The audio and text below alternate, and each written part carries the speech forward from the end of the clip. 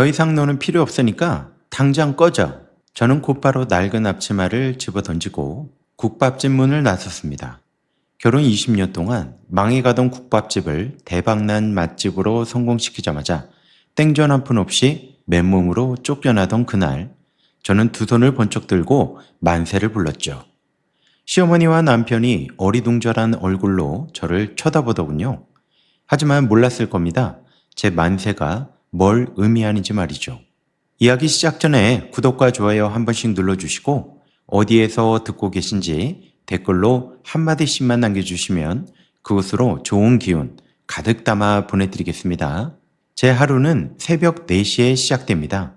15년째 매일 새벽 4시에 일어나 가게에 나갔지요. 결혼 초에는 그렇게 힘들었는데 이제는 시계보다 정확한 몸이 됐습니다. 겨울에는 이불 밖으로 발만 내밀어도 뼛속까지 시린데 그 시간에 일어나 옷을 입는 게 처음 몇 년은 정말 지옥이었어요. 가련동 시장 골목 안쪽 국밥집 뒷문을 열고 들어가면 캄캄한 주방이 저를 기다리고 있어요. 앞치마를 두르는 그 순간부터 저의 하루가 시작됩니다. 사골은 전날 밤부터 우려두는 게 원칙이에요. 하지만 진짜 국물 맛은 새벽에 결정됩니다. 화력 조절, 잡내 제거, 양념장 숙성 확인. 이게 다 새벽 4시부터 6시 사이에 이루어져요. 시계를 놓고 초 단위로 맞춰야 하는 일이거든요. 사람들이 우리 국밥이 왜 이렇게 맛있냐고 물으면 다들 대답이 다릅니다. 시어머니 명자 씨는 40년 손맛이라고 하고 남편 도준 씨도 대대로 내려온 특별한 비법이 있다고 하죠. 그런데 정작 새벽 4시에 저 국물 앞에 앉아 있는 사람은 저 혼자예요. 시어머니는 아직 침대에 계시고 남편은 어제도 새벽에 들어와 아마 지금쯤 코를 골고 있을 겁니다. 국물이 끓이는 소리, 양념장이 익어가는 시큼한 냄새. 그 모든 걸 저 혼자 지키고 있어요. 솥에 사골을 저으려고 팔을 걷어붙일 때마다 눈에 들어오는 게 있습니다. 화상 흉터. 왼쪽에도 오른팔에도 크고 작은 흉터가 10개도 넘게 있어요. 결혼 3년 차에 처음으로 사골솥 옮기다가 손목에 대인 흉터. 5년 차에 육수 튀어서 팔뚝에 남은 자국. 7년 차에 튀김기름이 튀어서 생긴 흉터. 하나하나 다 언제 생긴 건지 기억이 납니다. 흉터를 보면 제 세월이 보여요. 10년 차에 다친 흉터는 지금도 굳은 날이면 시큰거리고요. 오전 9시 반이 되면 시어머니가 홀문을 열고 들어옵니다. 손에는 늘 새로 산 스카프나 브로치를 만지작거리면서요. 뒷머리는 매주 미용실에서 손질하고 옷은 시장 위층 백화점에서 산 브랜드 옷만 입어요. 시집 와서 20년.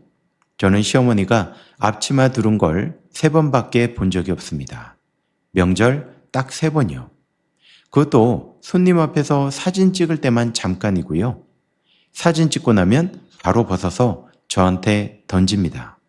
10시가 되면 첫 손님이 들어오고 11시 반이 되면 대기 손님이 줄을 섭니다. 우리 국밥집은 가련동에서 아주 유명한 맛집이에요. 시집 왔을 때는 하루 매출이 15만 원이었는데 지금은 하루 매출이 300만 원이 훌쩍 넘죠. 회사원 한 달치 월급이 하루에 들어오는 셈입니다. 그때 손님이 자리에 앉으면서 시어머니한테 인사를 합니다. 사장님, 오늘도 국물 맛 진짜 끝내줘요. 시어머니는 그 순간을 얼마나 좋아하시는지 모르죠. 어깨를 활짝 펴시고 웃으면서 대답하십니다. 40년 손맛이 어디 가겠어요? 우리 어머니한테 배운 그대로 지금까지 지켜온 거예요. 손님들은 그 말을 들으면서 감탄하시고 시어머니는 다음 손님한테 또 같은 말을 반복하죠. 그 대답을 저는 주방 안에서 국자를 든 채로 듣고 있습니다. 40년 손맛. 시어머니는 이 국밥집을 30년 넘게 운영하시면서 자기 손으로 국물 한 번 끓여본 적이 없어요. 시집 오기 전에는 시아버지 살아계실 때 시아버지가 국물을 담당하셨고 시아버지 돌아가시고 나서는 아르바이트생 2명 데리고 겨우 유지만 했다고 들었습니다. 제가 시집 온 첫 해에 매출이 절반으로 뚝 떨어졌을 때 저는 처음으로 국자를 잡았죠. 그때 시어머니가 그러더라고요. 네가 한번 해봐라. 어차피 망하는 집이니까 네가 말아먹어도 상관없다. 그 말 한마디로 저는 15년을 새벽 4시에 눈 뜨는 사람이 됐습니다. 결혼 전 호텔 조리부에서 3년 일한 경험이 이렇게 쓰이게 될 줄은 몰랐죠. 저는 조리사 자격증도 있고 육수 배합에는 자신이 있었으니까요. 그날은 지역 케이블 방송에서 인터뷰가 있는 날이었습니다. 앵커가 시어머니한테 마이크를 들이대고 물었죠. 사장님, 이 집 손맛의 비법이 뭔가요? 시어머니가 자연스럽게 대답했습니다. 제가 40년을 넘게 우려온 국물이에요. 아무나 못 댑니다. 이건 제 손맛이거든요. 며느리도 저한테 배웠지만 아직 제 맛을 못 내요. 카메라가 돌아가는 동안 저는 주방 안에서 대파를 썰고 있었습니다. 손이 안 떨렸다면 거짓말이죠. 그런데 이런 장면이 처음도 아니었어요. 지역신문 인터뷰, 시장 축제 홍보물, 심지어 국밥대회 수상 소감까지 시어머니는 늘 자기 손맛이라고 하셨거든요. 저는 늘 주방 안에 있었고요. 처음 한두 번은 서운했는데 이제는 그러려니 합니다. 인터뷰가 끝날 무렵 시장 초입에서 자동차 경적 소리가 요란하게 들려왔습니다. 남편 도준 씨가 새 외제차를 뽑았다면서 골목까지 몰고 온 거예요. 시장 상인들이 다 나와서 구경할 정도로 시끄럽게 경적을 울리면서요. 시어머니가 인터뷰 카메라 앞에서 아들 자랑을 시작했습니다. 우리 아들이 사업 감각이 있어서 국밥집 규모를 이만큼 키운 거예요. 며느리는 그저 저 시키는 대로 국물만 젓는 거고요. 도준 씨는 그 말에 껄껄 웃으면서 카메라를 향해 손을 흔들었습니다. 그날 남편이 국밥집에 있었던 시간은 15분 남짓이었어요. 손님 접대도 안 하고 계산도 안 하고 그냥 자동차 자랑만 하다가 골프 약속 있다면서 다시 나갔죠. 저는 그 15분 동안 주방에서 육수를 5그릇 퍼다 맞고요. 남편이 나가고 나서야 국자를 잠깐 내려놓고 허리를 폈습니다. 허리가 뻐근했거든요. 점심 피크타임이 지나고 3시쯤 되면 손님이 잠깐 뜸해져요. 그 사이에 저는 저녁 장사 준비를 해야 합니다. 대파도 다듬어야 하고 김치도 새로 담아내야 했고요. 그날도 저는 대파 상자를 들고 홀 쪽으로 나가려던 참이었어요. 홀에서 시어머니 목소리가 유난히 크게 들렸거든요. 뭔가 뒷담하는 소리가 들렸습니다. 시어머니는 시장 어르신 두어 분과 앉아서 큰 소리로 웃고 계셨어요. 이 국밥집 다 내가 키운 거지. 며느리? 며느리는 국물이나 젓는 애야. 시어머니 말이 홀 안에서 다 울렸습니다. 어르신들이 어색하게 웃으면서 저를 쳐다보더라고요. 저는 못 들은 척 대파 상자를 카운터 옆에 내려놓았습니다. 그때 시어머니가 벌떡 일어나셨어요. 손님 앞에서 며느리한테 소리치는 걸 오히려 즐기는 표정이었죠. 너 지금 홀에 뭐하러 나왔어? 시어머니가 큰 소리로 물었습니다. 저는 조용히 대답했죠. 어머니, 대파 다듬으려고요. 그러자 시어머니가 주방 안으로 들어가더니 벽에 걸린 낡은 앞치마 하나를 잡아 뜯듯이 벗겨냈습니다. 걸레라도 해도 될 만큼 해진 앞치마였어요. 시어머니가 그걸 제 발밑에 던졌습니다. 앞치마가 바닥에 툭 떨어지는 소리가 유난히 크게 들렸죠. 이거 들고 주방이나 들어가. 며느리가 홀에 얼씬거리는 거 손님들이 보기 싫어해. 며느리는 뒤에서 국물이나 젓는 사람이지 앞에서 나오는 사람 아니다. 시어머니 목소리가 홀 전체에 울렸습니다. 어르신들 두 분이 서로 눈치를 보면서 자리를 뜨셨죠. 저는 앞치마를 주었습니다. 얼룩진 천이 손이 잡히는데 지금 당장 저 앞치마를 시어머니 얼굴에 되던지고 싶은 마음이 목까지 차올랐어요. 시어머니가 앞으로 다가서서 15년 동안 새벽 4시에 일어나는 사람이 누구냐고, 이 대박집 만든 게 누구냐고, 저 흉터가 다 뭐냐고 소리치고 싶었죠. 하지만 저는 참았습니다. 지금 여기서 터뜨리면 저만 나쁜 며느리가 되는 거니까요. 앞치마를 두르고 주방으로 돌아섰을 때 홀 구석에서 저를 조용히 쳐다보고 있는 분이 계셨습니다. 김 여사, 우리 홀서빙 15년 차예요. 김 여사가 손에 든 행주를 쥐어짜면서 저를 뚫어져라 보고 있었죠. 그 눈빛이 예사롭지 않았습니다. 뭔가 하고 싶은 말이 목까지 차오른 사람의 눈빛이었거든요. 며칠 뒤 오후 2시 무렵이었어요. 점심 손님이 다 빠져나가고 홀이 잠깐 조용해질 때쯤에 문이 열리고 최 변리사가 들어오셨습니다. 최 변리사는 우리 국밥집 단골이에요. 12년 전에 처음 오신 뒤로 일주일에 3번은 꼭 방문하시는 분이셨습니다. 늘 창가 자리에 앉으셔서 국밥 한 그릇에 소주 반 병 드시고 가시죠. 시어머니는 그날도 개모임에 나가서 자리에 없었고 남편 도준 씨는 얼굴도 못 봤습니다. 최 변리사가 국밥을 반쯤 드시더니 손짓으로 저를 부르셨어요. 평소에는 잘 안 그러시는 분인데 그날은 표정이 굉장히 진지했습니다. 지수 씨, 잠깐 앉아봐요. 뭐 좀 물어볼 게 있어서. 최 변리사가 저를 창가 자리 맞은편에 앉으라고 했죠. 저는 어리둥절해서 앉았습니다. 최 변리사가 국물을 한 숟갈 뜨면서 조용히 말했죠. 지수 씨, 이 양념장 말이에요. 이거 지수 씨가 다 만드는 거 맞죠? 저는 그렇다고 대답했습니다. 최 변리사가 고개를 끄덕이시더니 목소리를 낮췄습니다. 지수 씨, 내가 12년째 이 집 국밥을 먹고 있어요. 그런데 5년 전부터 국물 맛이 완전히 달라졌어요. 그게 다 지수 씨 손에서 나온 거잖아요. 시어머니가 만드신다고들 하지만 나는 지수 씨가 이 국밥을 살린 거 다 알고 있습니다. 저는 대답을 못하고 그냥 앉아만 있었죠. 최 변리사가 계속했어요. 이건 내가 변리사로 하는 말인데 지수 씨, 이 양념장 배합 방법 이거 특허로 한번 걸어두는 거 어때요? 원래 조리법 특허 등록이 쉽지는 않은데 지수 씨 배합법은 성분 비율이랑 숙성 건조 조건이 확실하니까 가능할 것 같아요. 세상에 무슨 일이 벌어질지 모르잖아요. 지수 씨 이름으로 걸어두면 나중에 반드시 지수 씨를 지켜줄 겁니다. 저는 그때만 해도 최 변리사 말씀이 무슨 뜻인지 잘 몰랐어요. 그냥 오래 다니신 단골 어르신이 며느리 걱정해 주시는 정도로만 받아들였죠. 저는 웃으면서 대답했습니다. 별일이야 있겠어요, 어르신? 그래도 감사합니다.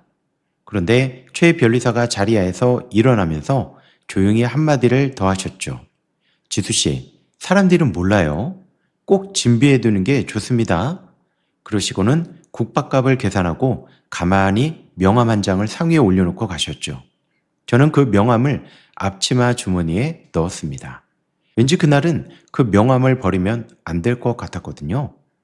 그로부터 며칠이 지났을 때쯤 시댁 분위기가 어딘가 이상하게 돌아가기 시작했어요.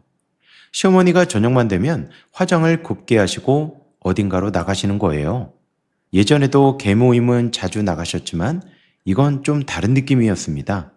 어디 가시냐고 여쭤보면 어물쩍 넘기시고 도준 씨한테 물어보면 몰라 나한테 왜 물어 하고 짜증부터 내더군요. 남편은 남편대로 이상했어요. 허구한 날 새벽에 들어오는 건 원래 그랬지만 요즘은 통화를 하면서 자꾸 주방 밖으로 나가는 거예요. 제가 다가가면 목소리를 낮추거나 전화를 뚝 끊었습니다. 저녁 8시쯤 되었을 때였어요. 저는 뒷마당에 있는 김치통을 확인하러 나갔다가 골목 초입에서 이상한 광경을 봤습니다. 시어머니가 골목 어귀에 서 계셨는데 옆에 웬 30대쯤 되는 세련된 여자가 함께 있었죠. 여자는 명품 정장에 하이힐을 신고 서류 가방을 들고 있었어요. 여자가 뭐라고 서류 같은 걸 시어머니한테 내밀고 있었고 시어머니는 고개를 크게 끄덕였습니다. 저는 반사적으로 벽 뒤로 몸을 숨겼죠. 그때 시어머니 목소리가 조금 들려왔어요. 좋아요. 그럼 다음 주에 계약서 준비되면 다시 연락드릴게요. 우리 아들이랑 마무리하면 되니까 며느리는 신경 쓸 것 없습니다. 저는 심장이 쿵하고 내려앉는 걸 느꼈죠. 무슨 계약이라는 걸까? 우리 아들이랑 마무리하면 된다는 게 무슨 뜻일까? 며느리는 신경 쓸 것 없다는 그 말은 도대체 뭘까? 김치톡을 확인하는 척 다시 주방으로 들어왔는데 남편 도준 씨가 뒷문 계단에서 통화를 하고 있었습니다. 유나야, 그래 알았어. 그거는 내가 처리할게. 어머니한테는 내가 얘기 다 해뒀어. 유나? 남편 도준 씨가 부르던 그 이름. 조금 전에 시어머니 옆에 있던 그 세련된 여자와 남편 도준 씨가 통화하던 유나가 같은 사람일까? 저는 카운터에 손을 짚고 잠깐 서 있었습니다. 뭔가 잘못 돌아가고 있다는 느낌이 들었거든요. 그날 밤 저는 앞치마 주머니에 있던 최변리사 명함을 꺼내 오래 들여다봤어요. 사람들은 모른다고 하셨던 그 말이 자꾸 귓가에 맴돌았습니다.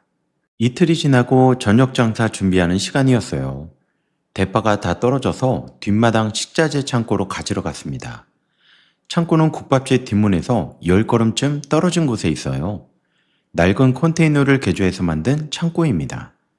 창고 앞에 다다랐을 때 안쪽에서 사람 목소리가 들려왔어요. 남편 도준 씨 목소리였습니다. 그런데 옆의 여자 목소리도 함께 들렸어요. 저는 반사적으로 창고 문 옆에 몸을 붙였죠. 여자가 웃으면서 말하더군요. 오빠, 어머니가 그렇게 시원시원하니까 일이 빨리 진행되잖아. 30억이 어디 애 이름이야?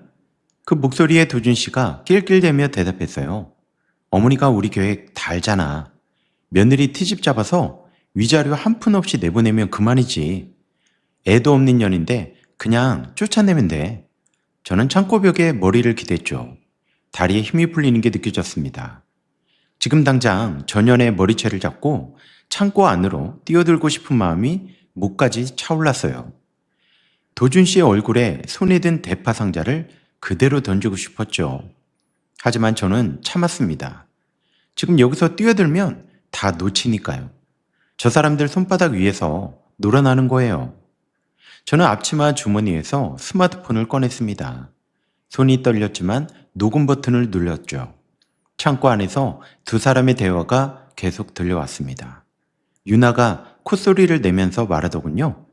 오빠, 그럼 우리 회사가 브랜드랑 레시피 인수하면 어머님이랑 오빠 명의로 지분 반씩 넘겨줄게. 30억 현금은 계약금 넘겨받은 날 지수한테 이혼 통보하면 되고 도준 씨가 그러자 큰 소리로 웃었어요. 좋다. 그럼 다음 주 화요일에 계약서 쓰자. 지수는 내가 알아서 정리할게. 걔는 순진해서 뭐라고 해도 그냥 나갈 거야. 그리고 도준 씨가 한마디를 덧붙였습니다. 야, 어머니가 오늘 그러시더라. 며느리한테 앞치마 던져놨더니 찍소리 못하고 주방으로 들어가더라고. 15년을 그렇게 살았으니 이혼 서류 앞에서도 아마 사인만 할 거라고. 유나가 낄낄대며 대답했어요. 오빠, 진짜 어머니 대단하시다. 나 같으면 그런 며느리 부려먹고도 미안해서 몇 푼이라도 챙겨줄 텐데. 어머니는 진짜 냉정하시네. 그때 도준 씨가 웃으며 말했습니다. 어머니가 그러시더라. 저 며느리 애초에 우리 집에 시집 올 때 지참금 없이 오내나 나갈 때 빈손으로 나가는 게 맞다고. 저는 녹음을 멈추고 조용히 창고 앞을 벗어났습니다. 심장이 미친 듯이 뛰고 손끝이 얼음처럼 차가워졌어요. 이 사람들이 지금 무슨 짓을 하고 있는지 이제야 다 알겠더라고요. 15년 동안 새벽 4시에 일어나서 망해가던 가게를 결국 살렸더니 이 사람들은 30억에 팔아 넘기고 위자료 한 푼 없이 저를 쓰레기처럼 버리려고 하는 겁니다. 주방으로 돌아와서 대파 상자를 조리대 위에 올려놓는데 손이 너무 떨려서 대파가 다 쏟아졌어요. 결국 저는 그 자리에 주저앉고 말았습니다. 앞치마 주머니에서 최 변리사 명함을 꺼내 명함에 적힌 번호를 눌렀죠. 신호음이 3번 울리고 최 변리사가 전화를 받으셨어요. 여보세요? 지수씨? 저는 목이 메어서 첫 마디가 나오지 않았습니다. 전화기를 든 손이 자꾸 흔들려서 다른 손으로 팔목을 잡고 있어야 했거든요. 최 변리사가 조용히 물으셨어요. 지수씨, 무슨 일이에요? 말해봐요. 천천히 말해도 됩니다. 저는 겨우 입을 열었죠. 어르신, 저 지금 어르신 사무실로 가도 될까요? 오늘 밤에라도요. 최 변리사가 잠깐 아무 말도 안 하시더니 조용히 대답하셨습니다. 지수씨, 지금 바로 오세요. 저 지금 사무실에 있거든요. 기다릴게요. 그리고 아무한테도 얘기하지 말고 조용히 오세요. 그날 밤 저는 시어머니와 도준 씨한테 몸이 안 좋다는 핑계를 대고 최 변리사 사무실로 갔습니다. 종로에 있는 그 사무실에 도착했을 때가 밤 10시 반쯤 됐어요. 최 변리사가 사무실 불을 켜놓고 저를 기다리고 있었죠. 저는 자리에 앉자마자 스마트폰을 꺼내 창고에서 녹음한 그 음성 파일을 들려드렸습니다. 최 변리사가 다 들으시고 나서 고개를 천천히 저으셨죠. 지수 씨, 이거 아주 심각한 상황이에요. 최 변리사가 안경을 벗으시더니 조용히 말씀하셨어요. 지수 씨, 지금 이 사람들은 이 브랜드랑 레시피를 30억에 팔아 넘기려고 하는 겁니다. 지수 씨 없으면 저 국밥집 국물 맛 못 내잖아요. 그러니까 지수 씨 이름으로 특허부터 걸어 놓읍시다. 다음 주 화요일이 계약일이라고 했죠? 그 전에 등록 끝내야 합니다. 저는 알겠다고 대답했죠. 그럼 지금부터 사흘 안에 등록 접수까지 끝냅시다. 지수 씨는 낮에는 아무 일도 없는 것처럼 국밥집에 가 있어요. 조금이라도 이상하게 굴면 다 들킵니다. 최 변리사가 잠깐 말을 멈췄다가 다시 이으셨죠. 지수 씨, 이 녹음 파일도 원본 그대로 잘 보관하세요. 이거 있으면 나중에 이혼소송 위자료 청구도 가능합니다. 유책 배우자 입증 자료로 딱이거든요. 전 그 말을 들으면서 조금은 마음이 놓였습니다. 그날부터 최 변리사와 저는 은밀히 움직였어요. 낮에는 국밥집에서 아무 일 없는 척 육수를 끓이고 저녁에는 시어머니 눈을 피해 사무실로 나갔습니다.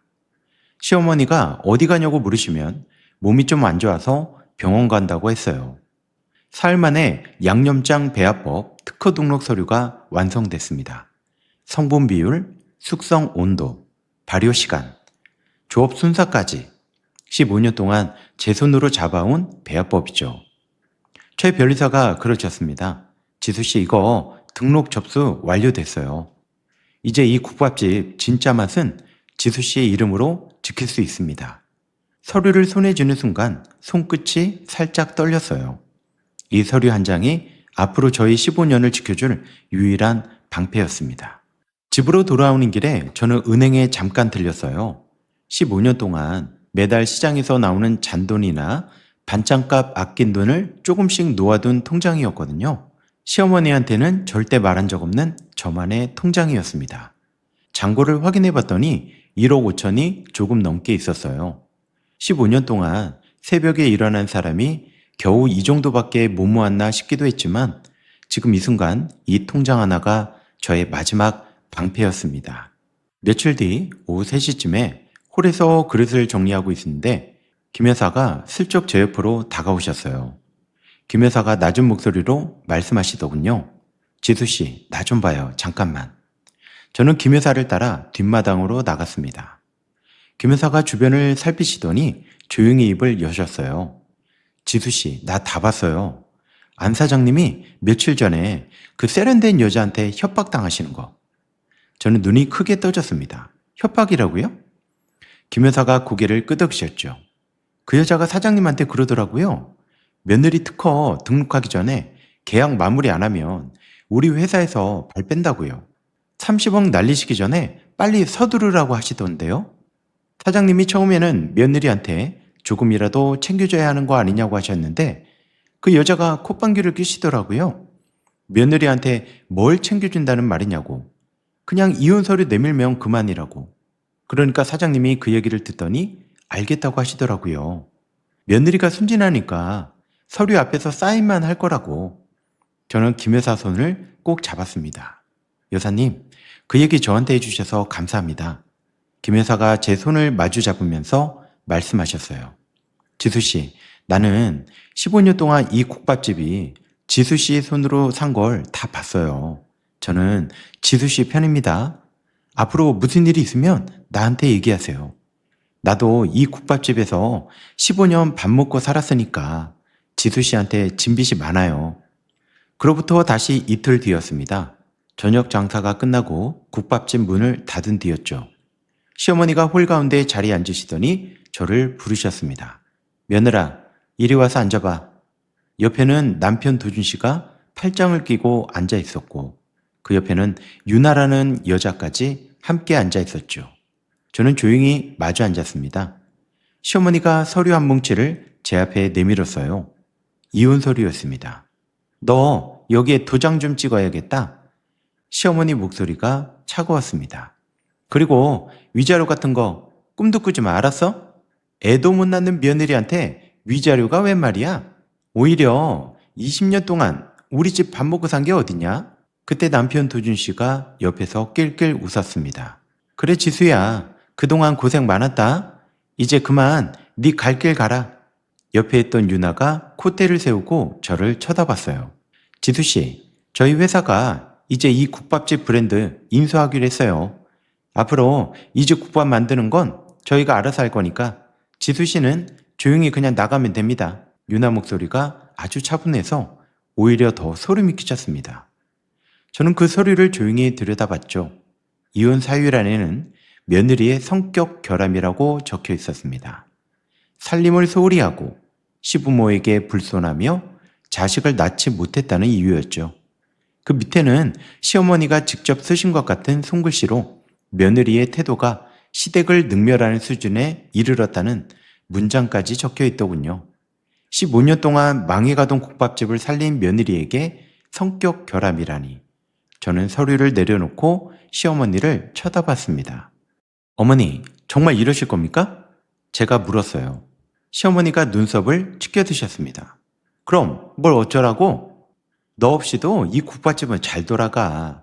40년 손맛이 어디 가겠어? 새로운 사람 하나 데려오면 아마 너보다 10배는 잘할 거야. 도준 씨가 옆에서 서명하라는 손짓을 했죠. 야, 너 조용히 사인만 하고 가라. 가게 시끄럽게 하지 말고. 저는 그때 뭔가 이상한 감정이 밀려왔어요. 화가 나야 되는데 오히려 웃음이 나왔죠. 이 사람들은 자기들이 저를 완전히 짓밟았다고 생각하고 있는 거죠. 저는 조용히 볼펜을 집었습니다. 시어머니 얼굴에 만족한 미소가 번지는 게 보였어요. 도준 씨도 유나도 다 안도하는 표정이었죠. 세 사람이 서로 눈짓을 주고받는 것도 봤습니다. 그 미소를 보는 순간 제 안에서 뭔가가 툭 하고 끊어졌습니다. 손끝이 더 이상 떨리지도 않았어요. 오히려 마음이 이상하게 차분해졌죠. 저는 볼펜을 이혼 서류 위에 대고 잠깐 멈췄습니다. 그리고 시어머니 얼굴을 다시 쳐다봤죠. 어머니, 정말 이 서류에 사인만 하면 다 끝나는 거죠? 제가 물었죠. 시어머니가 짜증스럽게 대답했습니다. 아이, 그래, 사인만 하면 돼. 뭘 그렇게 뜸을 들여? 저는 씩 웃었습니다. 그리고 서류에 제 이름 석자를 또박또박 정성껏 적었어요. 박지수. 시어머니와 도준씨, 유나 셋까지 안도하는 표정을 지었죠. 저는 볼펜을 조용히 내려놓고 자리에서 일어났습니다. 그리고 앞치마를 훅 벗어던지고 홀 바닥에 던져버렸죠. 그리고 나서 저는 두 손을 번쩍 들어 올렸습니다. 그리고 큰 소리로 외쳤죠. 만세! 셋이 다 어리둥절한 표정으로 저를 쳐다봤어요. 그때 저는 다시 한번 외쳤습니다. 만세! 이번에는 홀천장이 울릴 정도로 큰 목소리로요. 지금 뭐 하는 거야? 시어머니가 눈을 크게 뜨셨죠. 옆에 있는 도준 씨가 어이없다는 듯 웃었습니다. 저 여자 드디어 미쳤나 봐. 그때 저는 시어머니를 보며 이렇게 말했어요. 어머니, 정말 고맙습니다. 이혼 서류에 사인하게 해주셔서 정말 고맙습니다. 저는 그럼 이 지긋지긋한 국밥집 이제 나갑니다. 그러고는 다시 만세를 부르고 홀문을 열고 나왔죠. 등 뒤에서 시어머니 목소리가 들려왔습니다. 저 미친년이 왜 저래? 밖으로 나오는 순간 얼마나 시원한지 몰라요. 15년 동안 메고 있던 무거운 짐을 내려놓는 기분이었거든요. 골목에 서서 하늘 한 번을 올려다보고 크게 숨을 들이마셨습니다. 정말 가슴이 뻥 뚫리는 것 같았어요. 저 사람들은 지금도 저 안에서 어리둥절하게 앉아 있을 겁니다. 자기들이 저를 완벽하게 짓밟았다고 생각하겠죠. 그런데 셋 다 모릅니다. 조금 전에 사인한 그 이혼 서류는 저한테 오히려 자유라는 것을요. 저는 골목을 걸어 나오면서 스마트폰을 꺼냈어요. 최 변리사한테 문자를 보냈습니다. 어르신, 이혼 서류 사인하고 지금 나왔습니다. 특허증 준비되면 알려주세요. 곧바로 답장이 왔어요. 지수씨, 특허증 오늘 아침에 나왔어요. 지금 사무실로 바로 오세요. 저는 특허증이라는 그 세 글자를 오래 들여다봤습니다. 손안에 아직 특허증은 없지만 그 종이 한 장이 이제 저의 새로운 시작이에요. 저는 큰 길로 나가 택시를 잡았어요. 택시 안에서 창밖을 바라보는데 밤거리 불빛이 눈에 들어왔습니다. 15년 만에 처음으로 저 혼자 어디론가 가는 밤이었죠. 사무실에 도착했을 때 최 변리사가 문 앞까지 나와서 저를 맞아주셨습니다. 지수 씨, 그동안 정말 잘 참으셨어요. 사무실 안으로 들어가니 책상 위에 특허증이 놓여 있었습니다.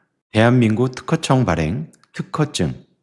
그 밑에 발명자란에는 박지수 세 글자가 또박또박 인쇄되어 있었습니다. 저는 그 특허증을 손에 들었어요. 그 종이 한 장인데 손에 쥐는 순간 이상하게 마음이 든든해졌습니다. 15년 동안 새벽에 일어난 저의 시간이 이 종이 한 장에 다 담겨 있었습니다. 특허증을 손에 쥔 그날부터 저는 새로운 계획을 세웠죠. 하지만 서두르지는 않았습니다. 시댁 사람들이 먼저 계약을 마무리하게 두어야 했거든요. 저는 잠실에 있는 원룸 하나를 빠르게 얻었어요. 통장에 있던 1억 5천 중 3천만 원을 보증금으로 냈고 나머지는 다 남겨뒀습니다. 이 돈은 앞으로 저의 새로운 가게 자금이 될 돈이었거든요. 원룸에 짐이라고는 이불 한 채, 그릇 몇 개, 옷까지 몇 벌이 다였어요. 20년 동안 시댁 살림에 파묻혀 살았는데 정작 제 이름으로 된 살림은 이만큼밖에 없더라고요. 그날 밤 저는 원룸 바닥에 이불 하나 깔고 누웠습니다.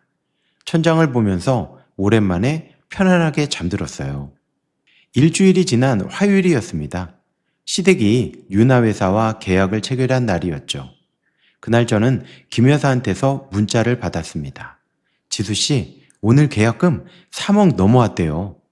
사장님이랑 두준이 아침부터 술판 벌였습니다. 저는 그 문자를 보면서 조용히 웃었죠.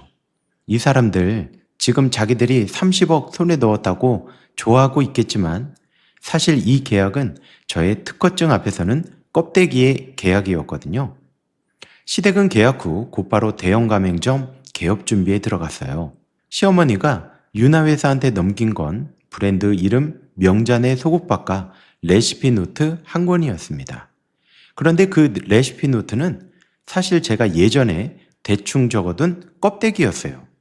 진짜 양념장 배합법은 제 머릿속에만 있었고 이제 진짜 레시피는 제가 특허청에 접수한 저만의 비법인 거죠. 윤화회사 셰프들이 그 레시피 노트대로 국물을 끓이기 시작했는데 며칠 지나서 김 여사한테 또 문자가 왔어요. 지수씨, 시식회를 해봤는데 국물이 밍밍하다고 다들 난리예요. 사장님이 부엌에서 화를 내고 있습니다. 저는 이 소식을 들으면서 국밥집 앞을 지나가 봤어요. 명잔의 소국밥 간판이 그대로 걸려 있는데 안에서는 윤화회사 셰프들과 시어머니가 큰 소리로 다투는 소리가 들렸죠. 사장님, 이 레시피 그대로 했는데 왜 이 맛이 안 나옵니까? 시어머니 목소리도 함께 들렸어요. 나도 이해가 안 돼. 이대로 했는데 왜 이러지? 며느리가 뭘 몰래 다른 걸 넣었나? 셰프들이 답답한 목소리로 대답했습니다. 사장님, 이 레시피 노트에 적힌 대로 사고 올 시간도 맞추고 양념장 비율도 맞췄는데 도대체 이 맛이 안 나요. 뭔가 빠진 게 있는 겁니다. 그때 시어머니가 냅다 소리쳤죠. 아니, 빠진 게 뭐가 있어? 다 여기에 적혀 있는데. 그때 셰프 중 한 명이 조심스럽게 물었죠. 사장님, 그동안 국물 실제로 이거 끓이신 게 사장님 맞죠? 그때 시어머니가 그 질문에 잠깐 대답을 못 하시더군요. 저는 그 장면을 보면서 조용히 웃었습니다. 아마 15년 만에 처음으로 마음 편하게 웃은 것 같아요. 저 사람들은 앞으로도 그 레시피로는 절대 저 국물 맛을 못 낼 테니까요. 왜냐하면 진짜 배합법은 시어머니가 적어둔 종이가 아니라 제 손끝에 다 담겨 있으니까요. 시댁이 밍밍한 국물로 고생하고 있는 사이에 저는 조용히 움직였습니다. 시댁 국밥집 바로 길 건너편에 시장 골목 초입에 있던 낡은 가게 하나를 임대했죠. 예전에 김밥집이 하다가 망해서 비어있던 자리였습니다. 보증금이랑 권리금 다 합쳐서 8천만 원이 들었고 인테리어는 최대한 소박하게 했죠. 간판 안에는 큼직하게 지수국밥이라고 적었습니다. 제 이름 세 글자를 걸어놓는 순간 손끝이 살짝 떨렸어요. 개업 준비하는 동안 김 여사가 저한테 찾아오셨습니다. 지수씨, 나 명잔의 소국밥 그만뒀어요. 나 이제 지수씨 가게에서 일하고 싶어요. 저는 김 여사 손을 잡고 물었죠. 여사님, 정말요? 김 여사가 웃으시면서 그러셨습니다. 지수씨, 나는 진짜 국밥집에서 일하고 싶어요. 저기 명잔에는 사기꾼이잖아. 게다가 사장님이 요즘 하도 신경질을 내서 홀 이모들도 지금 하나둘씩 그만두고 있어. 어제는 사장님이 셰프 앞에서 국자까지 집어던졌다니까? 그 소리에 손님들이 다 나가버렸다고. 저는 김 여사한테 홀 매니저 자리를 맡겼습니다. 15년 동안 저의 유일한 편이었던 분이었으니까요. 김 여사가 처음 앞치마를 두르시는데 눈시울이 살짝 붉어지더군요. 지수씨, 15년 동안 뒤에서 지켜만 봐서 미안해. 이제부터 내가 지수씨 옆에서 열심히 도울게요. 개업 첫날은 아침 6시에 문을 열었습니다. 저는 새벽 3시부터 나와 육수를 끓였죠. 15년 동안 해온 그 배합법 그대로요. 성분 비율, 숙성 온도, 발효 시간 다 완벽하게 맞췄습니다. 새벽 5시쯤 되니까 시장 골목에 국물 냄새가 퍼지기 시작하는 게 느껴졌어요. 15년 동안 명잔의 소국밥에서 내던 그 냄새 그대로였죠. 첫 손님이 들어오신 게 6시 반쯤이었어요. 시장에서 새벽부터 일하시는 상인 어르신이었습니다. 국밥 한 그릇을 드시더니 눈을 크게 뜨셨어요. 아가씨, 이 국물 어디서 이런 맛이 나요? 이거 진짜 명잔의 소국밥 맛인데? 저는 조용히 웃었습니다. 어르신, 이 국밥이 진짜 원조예요. 어르신이 어이없다는 표정을 지으시면서 물었습니다. 아니, 진짜라니. 저 건너편이 명잔의 소국밥 원조잖아. 그때 저는 웃으면서 대답했죠. 어르신, 저 건너편이 이제 껍데기예요. 진짜 명잔의 소국밥 국물은 15년 동안 끓인 사람은 접니다. 그 어르신이 시장에 소문을 내신 게 첫 신호였죠. 오전 9시부터 손님이 조금씩 들어오기 시작했고 11시가 되니까 대기 손님까지 생겼어요. 그리고 정말 놀라운 일이 벌어졌습니다. 명잔의 소국밥에서 갔다가 밍밍한 국물에 실망해서 나오시던 손님들이 우리 지수국밥 간판을 보고 우르르 건너오시는 거예요. 어떤 어르신은 우리 가게에 들어오시자마자 한숨을 쉬면서 이러셨죠. 아가씨, 저 건너편 갑자기 왜 저래? 예전 맛이 사라졌어. 저는 국밥 한 그릇을 내드리면서 조용히 말했죠. 어르신, 이제 여기 오세요. 여기가 진짜 원조예요. 그 어르신이 국물 한 숟갈을 뜨시더니 눈물이 다 나오시는 것 같은 표정을 지었죠. 맞네. 이 맛이야, 이 맛. 20년 동안 먹던 그 맛이 여기 있었네. 김 여사가 옆에서 웃으면서 말했죠. 어르신, 이제 여기가 진짜 명잔의 소국밥이에요. 저기 건너편은 껍데기고요. 첫날 매출이 100만 원을 훌쩍 넘겼습니다. 개업 첫날에 그 정도면 대단한 거였죠. 며칠이 지났을 때 시댁 국밥집 앞에 큰 행사 준비가 시작됐어요. 윤화회사가 명잔의 소국밥 프랜차이즈 1호점 개업식을 성대하게 연다는 거였습니다. 화환이 골목까지 늘어섰고 시장 상인들이 다 모여들었죠. 명자 씨는 새로 산 한복을 입고 나오셨고 옛 남편 도준 씨는 양복 차림으로 카메라 앞에 섰습니다. 윤아가 사회를 보면서 축사를 시작했죠. 오늘 저희 미담 F&B가 명잔의 소국밥의 40년 손맛을 대한민국 전국에 알리는 첫걸음을 내딛습니다. 저는 우리 지수국밥 카운터에서 그 광경을 지켜봤어요. 김 여사가 옆에서 그러더라고요. 지수씨, 저 화환 다 윤아 회사가 돈 주고 산 거래요. 저것들 뭘 저렇게 요란하게 하는지. 그때 저는 조용히 웃었습니다. 뭐 요란해야 손님이 많이 오죠. 그래야 우리 가게에도 손님이 많이 올 거 아니에요? 개업식이 시작되고 손님들이 시댁 가게로 들어갔어요. 그런데 30분도 안 지나서 사람들이 하나둘씩 실망한 얼굴로 나오기 시작했습니다. 어떤 손님은 대놓고 화를 내면서 나오셨어요. 아니, 이 집 국물 맛 왜 이래? 예전에 이렇지 않았잖아요. 명자 씨 얼굴이 하얗게 질리는 게 보였죠. 그때 유나도 당황해서 셰프들한테 뭔가를 지시하는 게 보였고요. 시장상의 어르신 몇 분이 그 자리에서 대놓고 뒷담하는 소리도 들렸습니다. 40년 손맛이라더니 이게 무슨 40년 손맛이야? 이거 아무래도 저 며느리가 나가고 나서 이 집 국물 다 망한 것 같은데? 그 옆에 다른 어르신이 손가락으로 우리 지수국밥을 가리키면서 그러셨죠. 저기 저 지수국밥이 진짜 원조라는데? 저 집이 명잔의 소국밥 그 며느리가 새로 낸 집이래. 시어머니가 그 소리를 들으셨는지 우리 가게 쪽을 잠깐 쳐다보시더군요. 눈빛이 살벌했습니다. 그때였어요.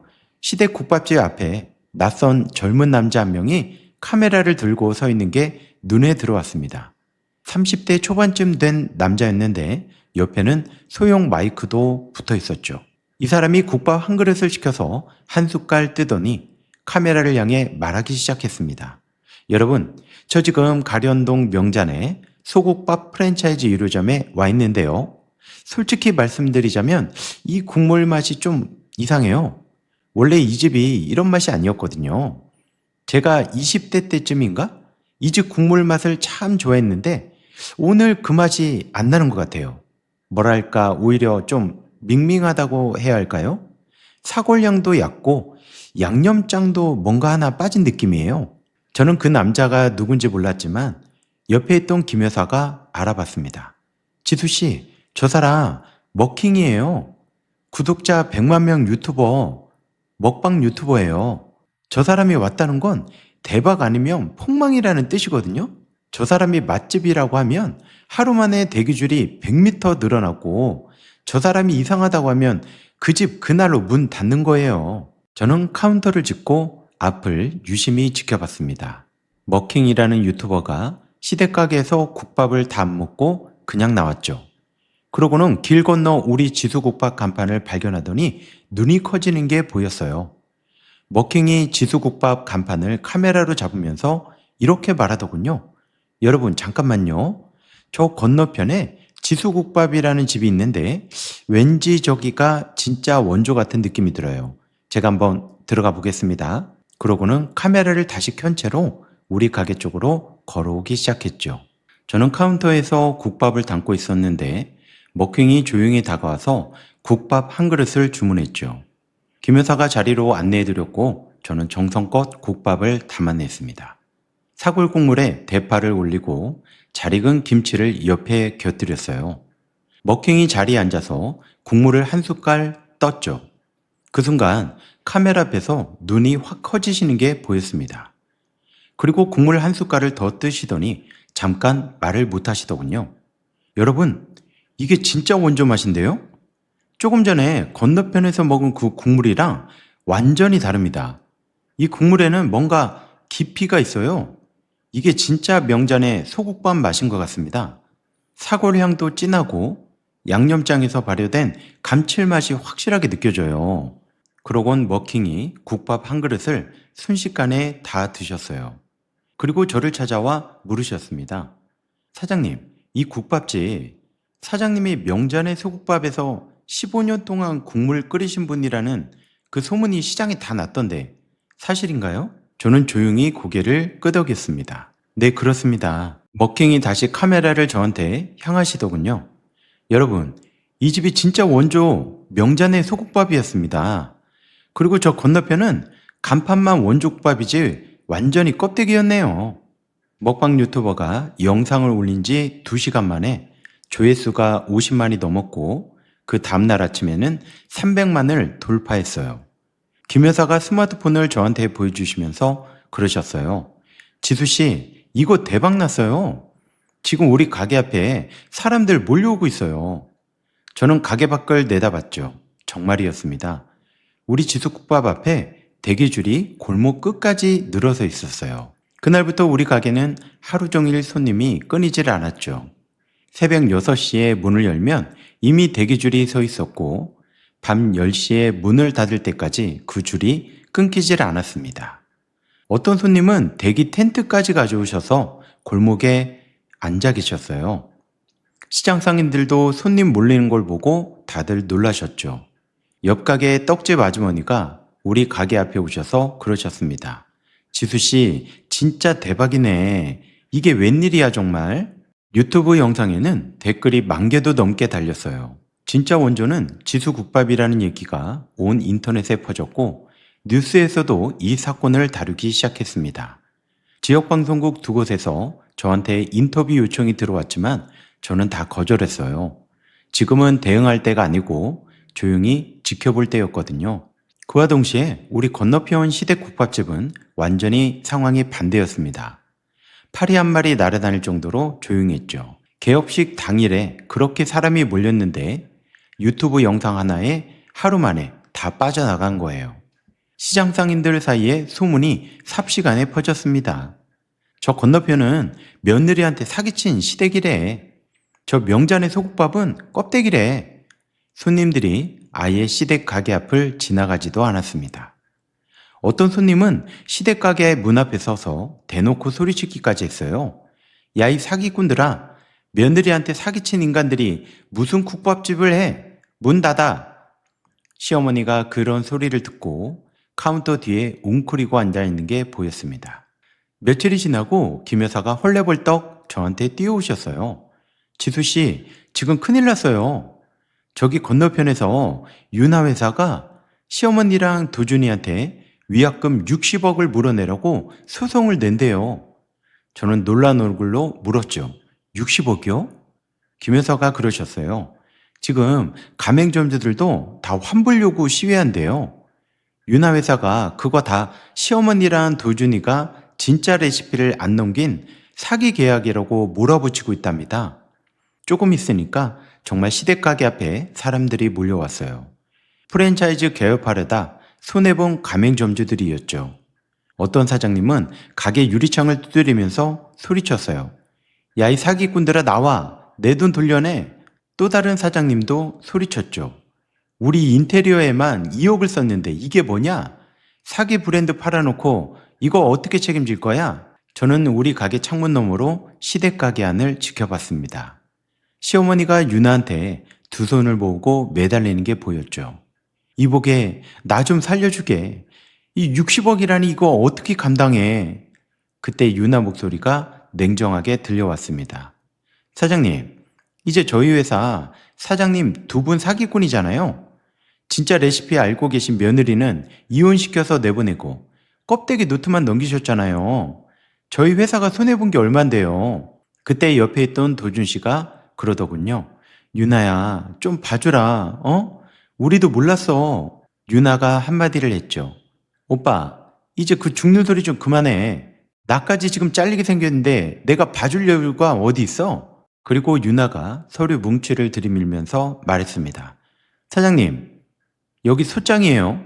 다음 주까지 답변 안 하면 바로 이거 형사고소로 넘어갑니다. 사기죄로요. 그리고 저희 회사가 이번에 계약금 3억이랑 개업 지원금 20억까지 다 넘겼는데 하나도 못 건지게 생겼거든요. 위약금 60억은 무조건 물어내셔야 합니다. 시어머니가 그 말을 듣고 얼굴이 하얗게 질리시더군요. 60억이 어디에 이름이야? 나는 그런 돈 없어. 유나가 매몰차게 대답했죠. 사장님, 이 국밥집 팔든지 집을 팔든지 어떻게든 해내셔야죠. 그건 저희 알바가 아닙니다. 시어머니가 그 자리에서 다리에 힘이 풀리시더니 주저앉으셨죠. 도준 씨가 시어머니를 부축하려다가 같이 무너져 앉는 게 보였습니다. 저는 그 장면을 조용히 지켜봤어요.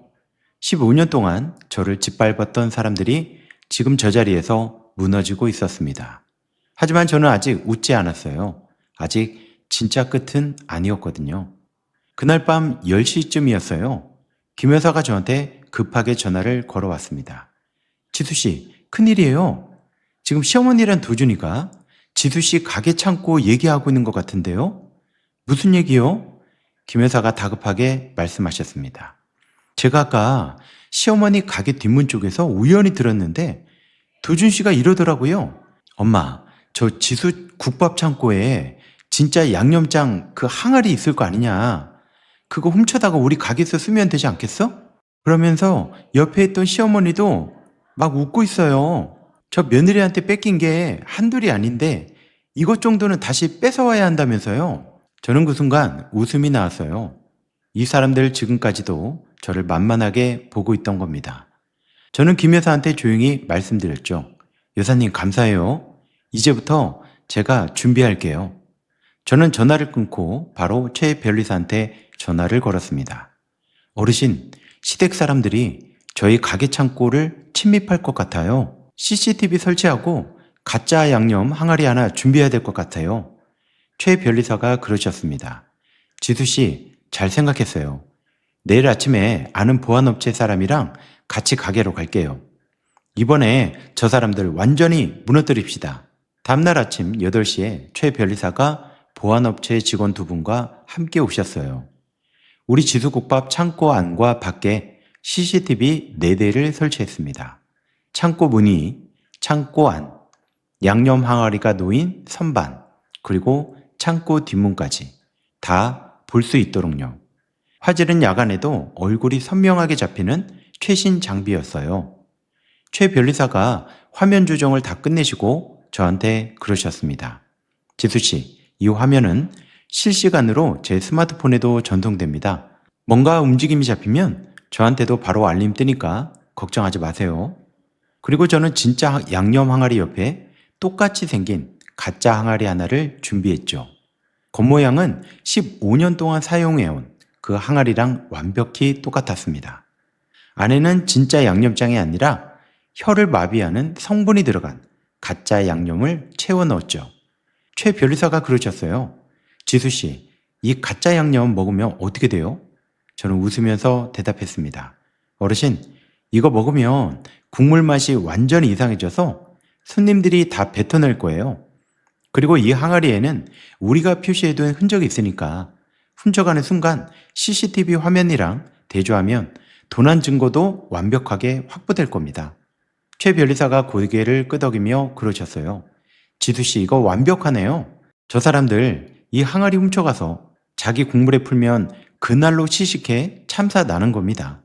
그리고 그 순간부터 저 사람들은 사기죄, 절도죄까지 걸리는 거고요. 저는 진짜 양념 항아리는 창고 안쪽 깊숙한 자리에 옮겨서 감춰뒀습니다. 시댁 사람들이 훔쳐갈 건 겉에 놓여있는 가짜 항아리 하나뿐이었죠. 저는 준비를 다 마치고 최 변리사가 돌아가시면서 저한테 한마디 하셨어요. 지수씨, 이제 마지막 남은 건 저 사람들이 미끼를 물기만 기다리는 겁니다. 저는 조용히 고개를 끄덕였죠. 이제 저는 새벽 3시부터 새벽 5시 사이에 시댁 사람들이 창고로 오기를 기다렸어요. 그날 밤 저는 잠도 잘 안 왔습니다. 스마트폰을 손에 쥐고 CCTV 화면을 몇 번씩 확인했죠. 그날 밤 12시가 지나고 새벽이 되어 갔을 때 창고 앞 CCTV 화면에 2사람 그림자가 나타나기 시작했습니다. 한 명은 키가 크고 한 명은 몸집이 작은 그림자였죠. 도준 씨와 시어머니였습니다. 2사람이 주위를 살피면서 창고문 자문쇠를 만지작거리는 게 화면에 다 잡히고 있었어요. 저는 스마트폰 화면을 지켜보면서 최 변리사한테 짧게 문자를 보냈습니다. 어르신, 왔습니다. 시어머니와 도준 씨가 창고 자물쇠를 만지작거리는 게 CCTV 화면에 다 잡히고 있었어요. 도준 씨가 미리 준비해온 절단기로 자물쇠를 뜯어냈고 2사람이 조심스럽게 창고 안으로 들어갔습니다. 저는 원룸에서 스마트폰 화면을 지켜보고 있었죠. 2사람이 창고 안에서 손전등을 켜고 뭔가를 찾는 게 보였습니다. 시어머니가 손전등으로 창고 안을 비추면서 낮은 목소리로 그러셨어요. 저기, 저 항아리다. 며느리가 늘 저기서 양념장 꺼내는 거 봤어. 그때 도준 씨가 항아리를 들어보더니 그러더군요. 어머니, 이거 꽤 무겁네요. 안에 꽉 찼어요. 시어머니가 만족한 목소리로 그러셨어요. 좋아, 이거 그대로 가져가자. 우리 가게에서 이거 풀면 손님들 다시 몰려올 거야.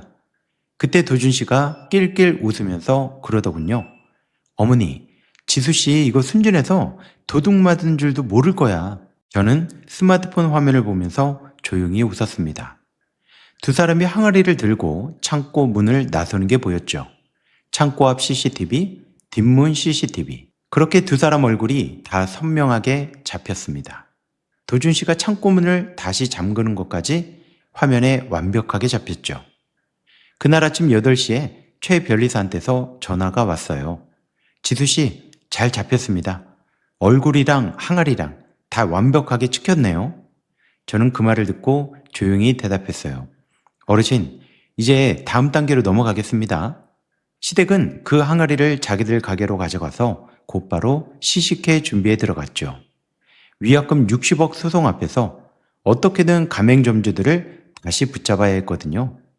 시어머니가 유나한테 전화하시는 소리가 김 여사를 통해 저한테 전해졌습니다. 유나야, 진짜 원조 그 양념장 확보했다. 오늘 시식회에 다시 열자. 이번에는 진짜 원조 맛 나올 거야.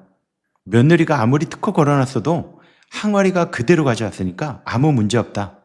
그때 유나도 반신반의하면서 시식회 재개최에 동의했다고 하더군요. 시식회는 그날 오후 2시로 잡혔습니다. 시어머니는 새벽부터 미용실 다녀오고 새로운 한복까지 꺼내 입으셨대요. 김 여사가 저한테 문자로 그러셨어요. 지수씨, 시어머니가 아침부터 콧노래 부르면서 시식회 준비하세요. 자기가 진짜 원조 다시 찾았다고 사기꾼 소리 다 씻어낸다고 하시더라고요. 저는 그 문자를 보면서 조용히 웃었습니다. 시식회 날 시댁 가게 앞에 다시 사람들이 몰렸어요. 가맹점주 10분 몇이랑 언론사 기자들, 유나회사 대표까지 다 나왔습니다. 유나회사 대표가 사회를 보면서 그러셨죠. 여러분, 지난번 시식회는 저희 실수였습니다. 오늘은 진짜 원조 명잔의 소국밥 맛을 보여드릴게요. 시어머니가 자랑스러운 얼굴로 카운터 뒤에 서 계셨고 도준 씨는 옆에서 흐뭇하게 웃고 있었죠. 셰프들이 훔쳐간 그 가짜 항아리 양념을 사골 국물에 풀기 시작했습니다. 첫 번째 손님한테 국밥이 나갔어요. 가맹점주 한 분이 국물을 한 숟갈 뜨셨습니다. 그 순간 그 사장님 얼굴이 확 얼굴을 찡그리시더니 그릇 옆에 국물을 뱉었습니다. 이게 무슨 맛이야? 왜 이렇게 이상해? 다른 손님들도 국물을 뜨셨는데 다들 얼굴이 일그러지시더군요. 어떤 분은 그 자리에서 헛구역질을 하셨어요. 곧이어 10분 넘게 화장실로 달려가시는 소동이 벌어졌습니다. 몇 분은 몸이 안 좋다면서 그 자리에 주저앉으셨고요. 어떤 사장님은 냅다 소리쳤어요. 야, 이 사기꾼들아, 국물에 도대체 뭘 넣은 거야? 우리 다 죽이려고 그러는 거야? 다른 사장님들은 손님가락으로 시어머니를 가리키며 소리쳤죠. 저 할머니가 사기꾼 우두머리다. 잡아라. 기자들이 카메라를 시어머니와 도준 씨한테 들이대기 시작했죠. 사장님, 이거 어떻게 된 겁니까? 손님들이 다 이상하다고 뱉어내는데 진짜 원조 맞습니까? 그때 시어머니가 당황해서 대답을 못 하시더군요. 뭔가를 말하려고 입을 여셨다가 그냥 카운터를 붙잡고 서 계셨습니다. 유나회사 대표는 얼굴이 하얗게 질리셨어요. 이 사장님, 이거 뭐예요? 어떻게 된 겁니까? 시어머니가 겨우 대답하셨어요. 나도 몰라. 이거 우리 며느리가 만든 그 양념장 맞는데 왜 이러지? 그 말을 듣고 기자 한 명이 되물었죠. 며느리가 만든 거요? 그러니까 사장님이 진짜 원조가 아니었다는 말씀이신가요? 시어머니가 그제야 자기가 뭘 말했는지 알아차리시더니 얼굴이 굳어지셨습니다. 유나는 그때 이미 그 자리에 없었어요. 나중에 알고 봤더니 유나는 시식회 시작 전에 곧바로 회사 계좌에서 40억을 빼돌려 인천공항에서 해외로 도주했다고 하더군요. 태국 방콕행 비행기 탔다는 게 나중에 밝혀졌어요. 유나회사 대표가 그 사실을 그 자리에서 알게 됐죠. 유 이사가 왜? 이 사기꾼! 대표가 자기 스마트폰을 확인하더니 다리에 힘이 풀리는 게 보였습니다. 회사 사장까지 결국 그 자리에서 무너져 앉으셨죠. 기자들이 손님들을 인터뷰하기 시작했어요. 손님 한 분이 이렇게 대답했습니다. 이 국물 마시고 혀가 마비되는 것 같아요. 이거 도대체 뭘 넣은 거죠? 지금 병원에 가야겠습니다. 다른 손님도 마이크 앞에 서서 그러셨어요. 저 명전의 소국밥 40년 팬이었는데 오늘로 완전히 저 손 뗍니다. 이 사기꾼들 다 집어넣어야 돼요. 그때 곧이어 구급차 2대가 시댁 가게 앞에 도착했어요. 이송되는 손님이 5분이나 됐습니다. 시장 꿀목이 순식간에 아수라장이 됐죠. 그 인터뷰가 그날 저녁 뉴스에 나갔고 다음날 아침 신문에도 대문짝하게 실렸어요. 가련동 명잔의 소국밥 프랜차이즈 대참사, 손님들 병원 이송, 해외이사 해외 도주 사기 혐의. 뉴스가 나간 그날 오후 3시쯤 서울 서부지검 형사부 오반장이라는 분한테서 저한테 전화가 왔습니다. 지수 사장님, 명잔의 소국밥 사건 담당인 오반장이라고 합니다. 시댁 사람들이 사장님 가게 창고에 침입해서 그 양념 항아리 훔쳐간 전황이 있다는 그 제보가 들어왔는데 혹시 CCTV 화면 확보 가능하십니까?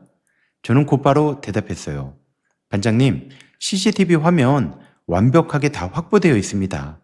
지금 사무실로 가져갈게요. 저는 오반장 사무실에 도착해서 CCTV 화면을 넘겨드렸죠. 오반장이 화면을 보면서 그러더라고요. 사장님, 이거 정말 완벽한 증거입니다. 얼굴도 항아리도 다 선명하게 찍혀 있고요. 이 정도면 사기죄, 절도죄 다 확실합니다. 저는 조용히 앉아 있었습니다. 15년 동안 참았던 게 이제 한꺼번에 터지는 순간이었죠. 그날 저녁 6시에 오반장이 형사 2분과 함께 시댁가게로 갔어요. 김 여사가 저한테 실시간으로 상황을 알려줬습니다. 오반장이 시댁가게 문을 열고 들어가서 시어머니 앞에 체포영장을 내미셨대요. 김명자 씨, 지금 이 순간부터 사기 및 절도 혐의로 긴급 체포합니다. 시어머니는 그 순간 눈이 하얗게 뒤집히시더니 그 자리에서 실신하셨대요. 도준 씨는 오반장 발밑에 무릎을 꿇고 매달렸다고 하더군요. 반장님, 저는 정말 몰랐어요. 이거 어머니가 다 시킨 거예요. 제발 살려주세요. 저는 진짜 아무것도 몰랐어요. 그때 오반장이 이렇게 말씀했대요. CCTV 화면에 사장님 얼굴도 다 찍혔어요. 항아리 훔쳐가는 것도 다 찍혔고요.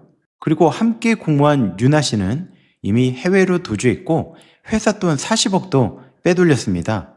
위약금 60억까지 두 분이 다 감당하셔야 합니다. 도준 씨가 그 말을 듣고 카운터를 붙잡고 절규했다고 하더군요. 시어머니와 도준 씨는 그날 밤 서부지검으로 연행됐어요. 다음날 아침 시댁가게는 압류 스티커가 붙었습니다. 시어머니 집과 도준 씨 외제차, 통장까지 전부 다 압류됐다고 했어요. 유나가 빼돌린 40억은 회수 불가능이었고 위약금 60억은 그대로 시댁 부담이었죠. 파산 신청을 해도 갚을 수 있는 돈이 아니었습니다. 40년 넘게 운영해온 명잔의 소국밥 가게 문 앞에 압류 스티커와 함께 사기죄, 절도죄 피의자 김명자, 이도준이라는 안내문까지 붙었죠. 저는 그날 저녁 저희 국밥집에서 김 여사랑 앉아 뉴스를 지켜봤어요. 뉴스 앵커가 이렇게 전하더군요. 가련동 명잔의 소국밥 프랜차이즈 사기 사건. 대표이사 정 씨는 40억 횡령 혐의로 인터폴 수배 상태이며 명자 씨와 이 씨는 사기 및 절도 혐의로 구속 수사 중입니다. 시청자 여러분, 며느리가 15년 동안 손끝으로 만든 그 국물 맛이 결국 진짜 원조를 지켰다는 뉴스입니다. 뉴스가 끝나고 우리 가게 앞에 시장 상인들이 하나둘씩 모여들었어요. 옆 가게 떡집 아주머니가 그러셨죠. 지수씨 정말 대단하네. 이렇게 통쾌한 뉴스 정말 오랜만이야. 옆집 정육점 사장님도 그러셨어요. 지수씨 진짜 잘했어. 저 사기꾼들 깜빵에서 썩어야지. 저는 조용히 웃었습니다. 시댁 사람들이 구속수사 받는 사이 저는 제 가게에 집중했어요. 유튜브 대박 이후로 손님들이 더 많아졌고 방송국 인터뷰도 하나씩 하기 시작했죠. 하루 매출이 이제 500만 원을 넘어섰습니다. 예전 명잔의 소국밥 대박 시절보다 훨씬 더 많은 매출이었죠. 저는 김 여사한테 홀 매니저 정식 계약을 해드렸고 주방 이모 2분도 새로 뽑았어요. 김 여사가 그러셨죠. 지수씨, 이제 진짜 사장님이 되셨네요. 저는 웃으면서 대답했습니다. 여사님, 우리 둘 이제 진짜 시작이에요. 시장 상인분들도 저를 볼 때마다 축하 인사를 건네셨어요. 옆 가게 떡집 아주머니는 매주 우리 가게에 떡을 주시면서 그러셨죠. 지수씨는 우리 시장의 자랑이야. 우리 시장에서 인기 스타가 나올 줄 몰랐네. 시댁 사람들 소식은 뉴스로 가끔씩 들려왔습니다. 시어머니와 도준 씨는 구속재판에서 각각 징역 7년과 징역 5년을 선고받았죠. 명잔의 소국밥 가게는 경매로 넘어갔고 시어머니 집도 도준 씨 외제차도 다 경매로 넘어갔습니다. 유나는 인터폴 수배 상태로 태국에 숨어 있다가 결국 잡혀서 한국으로 송환됐고 사기 및 횡령죄로 징역 8년을 받았어요. 위약금 60억은 시어머니와 도준 씨 명의로 그대로 남아 있었고 결국 두 사람은 감옥에서 나와도 평생 갚아야 할 빚이 됐습니다. 그렇게 수년이 지난 어느 비 오는 저녁이었어요. 그날은 장대비가 시장 골목까지 다 두들기던 날이었습니다. 저는 카운터에서 그날 매출을 정리하고 있었죠. 저희 가게는 그날도 대기 손님이 저녁까지 이어졌어요. 밤 9시쯤 저녁 손님 정리가 거의 끝나갈 무렵 문이 열렸습니다. 문이 열리는 소리에 저는 고개를 들었어요. 그런데 그 문 앞에 서 있던 두 사람을 보고 저는 깜짝 놀라 뒤로 넘어질 뻔했습니다. 바로 시어머니와 도준 씨였죠. 두 사람은 완전히 거지꼴이었어요. 시어머니는 살이 반쪽으로 빠지셨고 머리도 하얗게 새셨습니다. 옛날에 미용실 매주 다니시던 그분이 맞나 싶을 정도로 초라했죠. 옷은 어디서 얻어 입으신 것 같은 낡은 스웨터에 슬리퍼 차림이었습니다. 도준 씨는 옷이 다 젖어 있었고 얼굴에는 며칠 동안 못 씻은 흔적이 남아 있었죠. 예전에 외제차 몰고 다니면서 골프 치던 그분이 맞나 싶었습니다. 두 사람 모두 손에 아무것도 들지 않은 채로 저를 쳐다보고 있었어요. 손님들이 그 모습을 보고 다들 웅성거리기 시작했습니다. 저 사람들 옛날에 그 뉴스에 나왔던 사기꾼들 아니야? 감옥에 들어갔는데 벌써 나온 거야? 두 사람이 저한테 다가와서 그 자리에 무릎을 꿇었어요. 시어머니가 먼저 입을 열었죠. 지수야, 며느라 우리 좀 살려다오. 우리 이제 갈 곳이 없어. 여기서 설거지라도 하게 해다오. 옆에 있던 도준 씨도 이어서 그러더군요. 지수야, 진짜 미안해. 내가 다 진짜 잘못했어. 제발 밥 한 그릇만 먹고 갈 수 있게 해줘. 응? 우리 며칠을 굶었어. 그때 옆에 있던 손님들이 웅성거리는 소리가 들렸습니다. 어떤 손님들은 그 자리에서 소리쳤죠. 사장님, 저 사람들 그 뉴스에 나왔던 사기꾼들 아니에요? 아니 그런 인간들이 무슨 낯짝으로 여기에 와요? 저 사람들 감옥에 있어야 되는 거 아니야? 그때 옆에 있던 손님은 도준 씨를 손가락으로 가리키며 이러셨죠. 저 남자가 아내한테 사기친 그 남자 아니야? 저 뻔뻔한 얼굴 좀 봐. 저는 두 사람들을 조용히 내려다봤습니다. 저는 15년 동안 이 순간을 기다렸죠. 저를 짓밟았던 두 사람이 지금 제 발밑에 무릎을 꿇고 있었습니다. 그리고 카운터 뒤로 돌아가서 서랍 하나를 열었어요. 그 서랍 안에는 15년 동안 제가 보관해온 물건 하나가 있었습니다. 시어머니가 15년 전에 저한테 던졌던 그 낡은 걸레짝 같은 앞치마였죠. 김치통 짜장이 튀어서 얼룩진 그 앞치마. 그날 이후로 저는 그 앞치마를 버리지 않고 서랍에 보관해뒀습니다. 언젠가 오늘 같은 날이 올 걸 알고 있었거든요. 저는 그 앞치마를 꺼내 들었습니다. 그리고 두 사람 앞으로 다가가서 저는 그 앞치마를 발밑에 던졌죠. 저는 그렇게 시어머니 얼굴을 똑바로 쳐다보면서 말했습니다. 이 앞치마 알아보시겠어요? 15년 전 시어머니가 저한테 던졌던 그 앞치마예요. 시어머니가 그 자리에서 다시 무너지시더니 눈물을 흘리기 시작했죠. 15년 전 카운터에 앉아 저한테 앞치마를 던졌던 그 얼굴이 이제 카운터 밑에서 눈물을 흘리는 얼굴로 바뀌어 있었습니다. 두 사람이 앞치마를 손에 들고 문 밖으로 나갔어요. 밖에는 여전히 장대비가 쏟아지고 있었죠. 그렇게 두 사람 뒷모습이 빗속으로 사라지는 게 보였습니다. 우산도 없이 그냥 빗속으로 걸어가더군요. 시장 골목에 두 사람의 모습이 완전히 사라지고 문이 닫혔을 때 손님들이 저한테 박수를 치기 시작했습니다. 어떤 어르신이 그러셨어요. 사장님, 정말 시원하다. 나도 며느리 시절에 저런 시어머니 만났으면 아마 그렇게 못 살았을 거야. 다른 어르신도 말씀하셨어요. 지수씨 정말 대단해.